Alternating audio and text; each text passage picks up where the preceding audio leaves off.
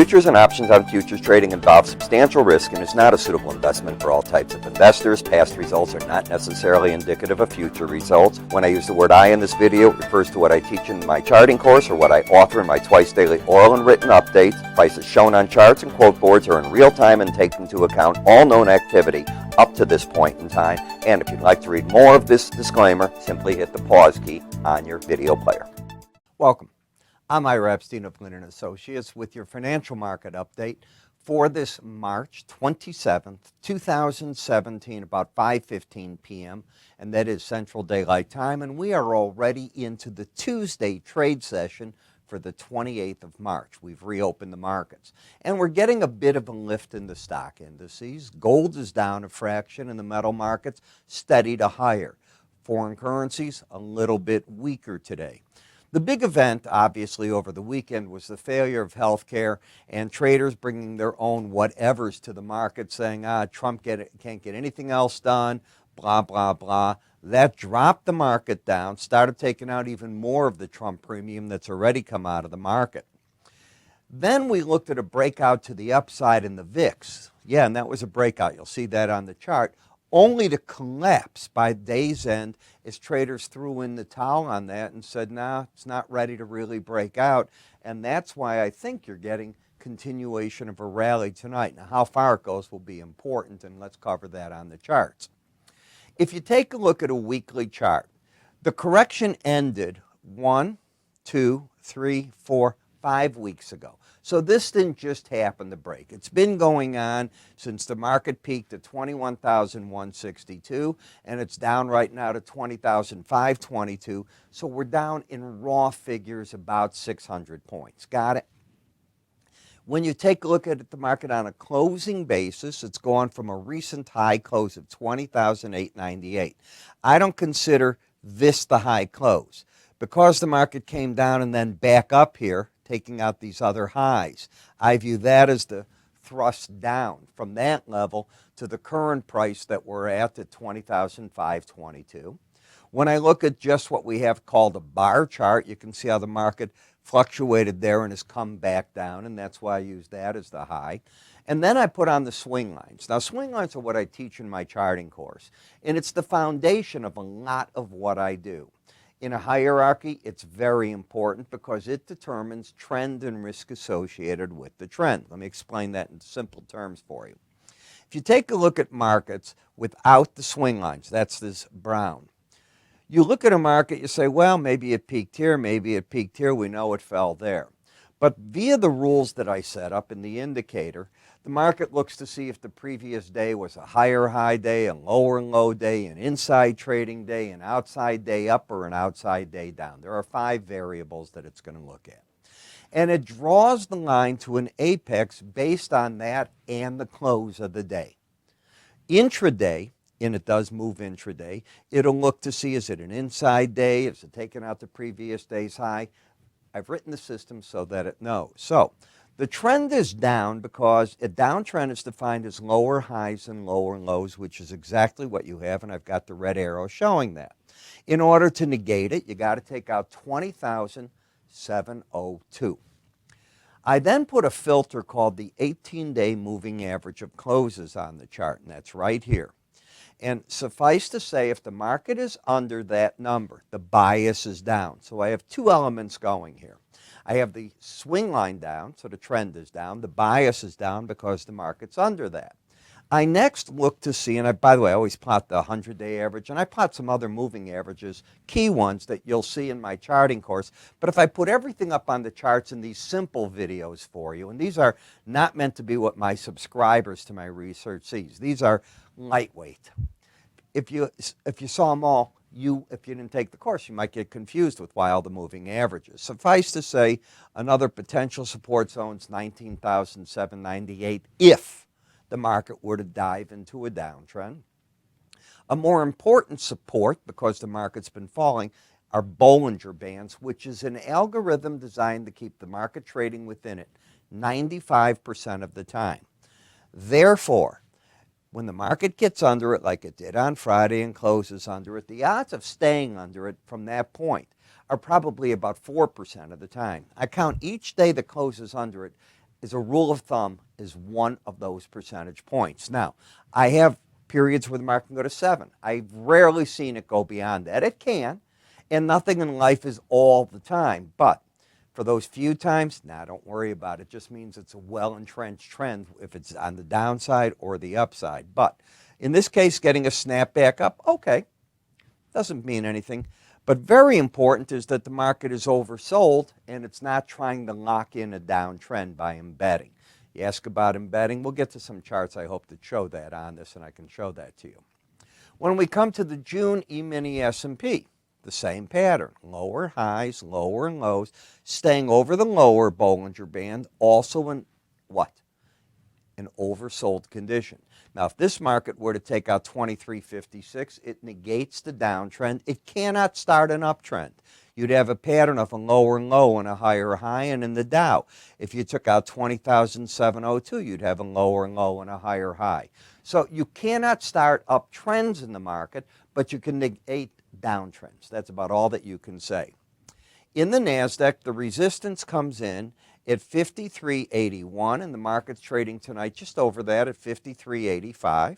It went to the lower Bollinger Band twice over the past week. It has held it, and it's come back to the resistance. Now, concern would be if you took out the high right here, the 53.95 level, support back at 53.35, and you're trading what?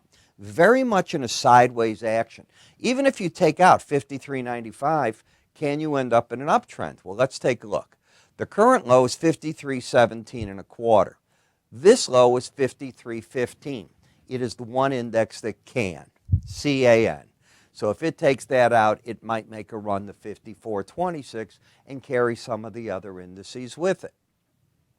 The Russell 2000 got down to the lower Bollinger Band, stopped there. You're going to see over and over that markets often play around these Bollinger Bands because so many traders follow this indicator and understand the importance of it. And again, I really harp on this in my charting course because it's so important.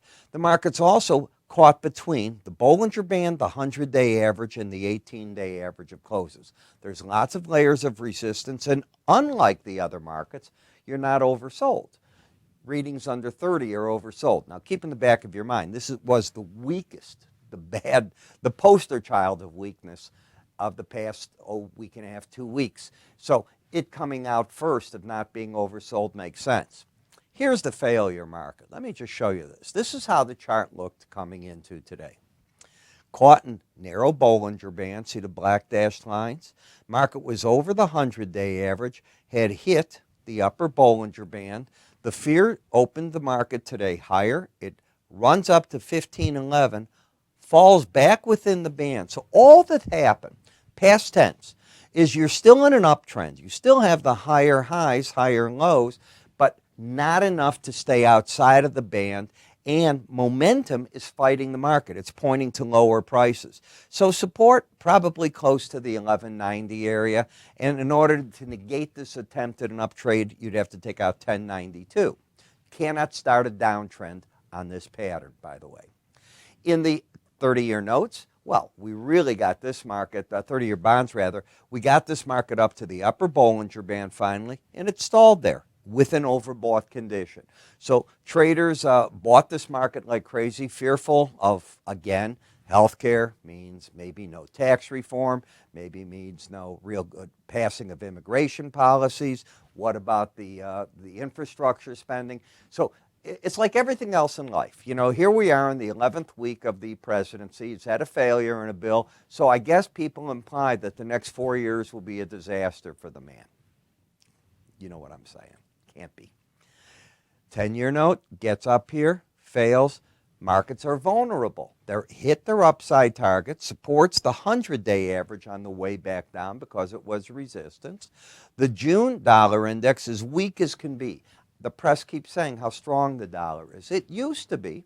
It was here in the 103.50 area, but unfortunately it's under 99 now. It's not strength, it's weakness, and Now the dollar's got, if you will, this negative aura over it because no matter what happens, people will say Trump can't get the deals done. And if he can't get the deals done, well, Europe's looking a little bit better. Maybe Asia's going to look better. Maybe Japan's going to look better. So people move money, and it's hot money. It moves from place to place. This is staying under selling pressure. The euro currency's under the buying pressure. The heck with Brexit. The heck with worrying about the Italian elections down the road. Greece doesn't mean a darn thing. We've had that before. They just keep buying, and the trend is up, and it's riding the upper Bollinger Band, and this is the embedded reading. See, a market, in order to get embedded, first has to become overbought. And you do that when you start getting numbers like the red and the blue. That one of the numbers at least has to be over 70. Eventually, they stay overbought, and both numbers start climbing over 80. And when they do it for several days in a row, they become what I call embedded. Locked in is the word. And that means that the pullbacks in the trend, pullbacks are just buying opportunities until you lose that red line back under 80. That's my concept. Doesn't mean it's right. It's my concept. And that's what I see in this market at this point. In the British pound, embedded reading going up to the upper Bollinger Band, pattern of higher lows, higher highs. You can negate the uptrend by taking out 124.96, but you cannot start a downtrend because you'd have a higher high in a lower and low pattern. The Japanese yen, look at the embedded reading, look at how it's riding the upper trend, and you're liable to get a crossover here where the 18-day average gets over the 100, and I promise you, the FX traders look at these things. Will they react on it? Well, I wish I could tell you that they would. I can never tell you what a whole group will do. I can tell you what I would do, yes. And a bullish crossover should mean even more strength coming into the market. We get to the crude oil market, and you've had a pattern of lower highs, but all of a sudden you started making higher lows, which is okay.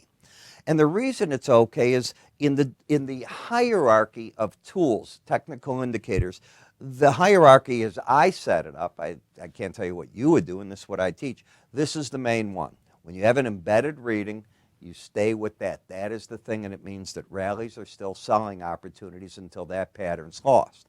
Here it's lost. Lost it back here. And one of the things that I said when it was lost, way back over here, I said you are going to see price and the 18-day average make a run at each other. I think they'll hit, basically. And you tell me where you're at. You're knocking on the door of it, which means all these breaks are not selling opportunities or the rallies. Wait till the market hits the 18-day average. The seasonal in gasoline is strong in the spring and the summer. If Americans are going to drive, well, what happens is the price of gasoline, you know it, you're going to listen to the radio, you're going to have your gas watch, and people will talk about all that. That's what you look at. Nat gas got too high. Really simple. Markets correcting an overbought condition, hit the upper Bollinger Band, the odds of staying over it, 5% of the time. Hit for the first time the 100-day average, very big technical indicator, resistance point, correction in the cards from the looks of it. So I told you that what I do is I like to teach, and if you watch these videos, you know it. And my career goes way back in teaching. I was thinking about it before as I was coming to work. I've probably taught courses since the 1970s. I've created courses over the years, and this is a brand new creation of mine. And what I did is instead of going back the old ways, I stay with a format. I like to teach using PowerPoint, and then I take actual charts and walk you through. And one of the things I do is I cover the name of a chart. I don't want you to know the name. I don't want you to mentally think, oh, I'm bullish gold. I'm looking for buy signals. I want you to just look at a chart and learn the pattern, learn how each of the indicators work. So I created 54 videos, an average time about 8 minutes of video. 54 of them is going to take you a while to get through, but you can do it with a few minutes here and there. You can do it if you put, let's say, an hour a day. You can probably knock it off in 2 weeks or less. Put a little more time into it or spread it out. You're going to finish the course and learn it within 30 days, max. And that's the key. Each chapter builds on themselves, and because I keep them short, and I really say the same thing in chapter after chapter to a degree. Why? I'm locking that into you. I want you to understand the concept of what it does. So what I do with the course is I give you also my daily research. Why? Because in the morning I put out a video for you, and that video teaches you what I'm doing. So now you see current data. In the course and the videos, you have old data, and you can go back to that in your charting software, and you follow them as I'm doing. You learn the formations, and voila, we get it all together. So you get $100 worth of charting software. You're going to get my market research, which is $60, then the 54 videos. Just by itself, the other two are $160. The whole thing is $89.95, and I have a special going on for a very limited time. I'm going to take it off right away. It's IRA 15. Just type that in as the coupon when you buy. You're going to get the $15 discount. Got it? Can't make it any simpler. So how do you do this? Well, if you're watching me on YouTube, click up here. If you want, you'll see our name and our number right here. All you got to do is call us. My staff will take care of it. If you go to my website, just go to the word education. You'll see a drop-down box. Go to buy the charting course. It even has a video explaining it in the facts section. I'm Ira Epstein. Sorry for being so long, but there was a lot to talk about. Talk to you tomorrow.